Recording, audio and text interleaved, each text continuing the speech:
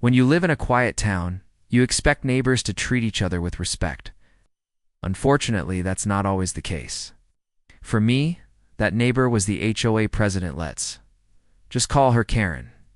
She believed that everyone's business was her business, and she had a habit of pushing her power where it didn't belong. I lived just outside the HOA's official boundary on a property with its own private water system. Years ago, I invested in a large water tank connected to a deep well. It not only served my household but also supplied backup water to part of the neighborhood, including the very street where Karen lived.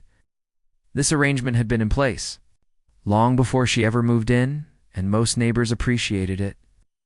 They paid a small fee that covered maintenance, and it worked out fine. But Karen? She didn't like the idea of depending on someone outside her HOA. Instead of discussing it like an adult, she decided to make things difficult. I began noticing that my tank levels kept dropping faster than normal. At first, I assumed it was a mechanical issue.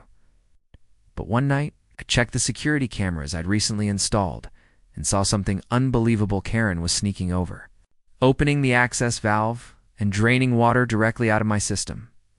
The next morning, I confronted her calmly. "Karen," I said, "I know you've been draining my tank."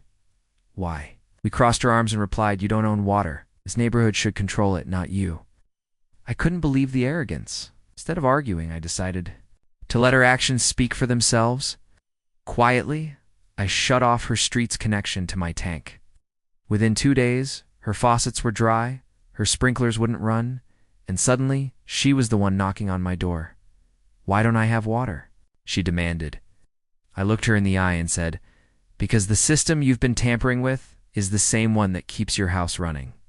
If you want it back, you'll need to stop sabotaging it and respect the agreement everyone else follows." Her face went pale. For the first time, Karen realized that her own arrogance had backfired. The rest of the neighbors, tired of her antics, sided with me. She was forced to apologize and finally left my water system alone. Sometimes, the best way to deal with entitled behavior isn't yelling, it's letting reality do the teaching. ****.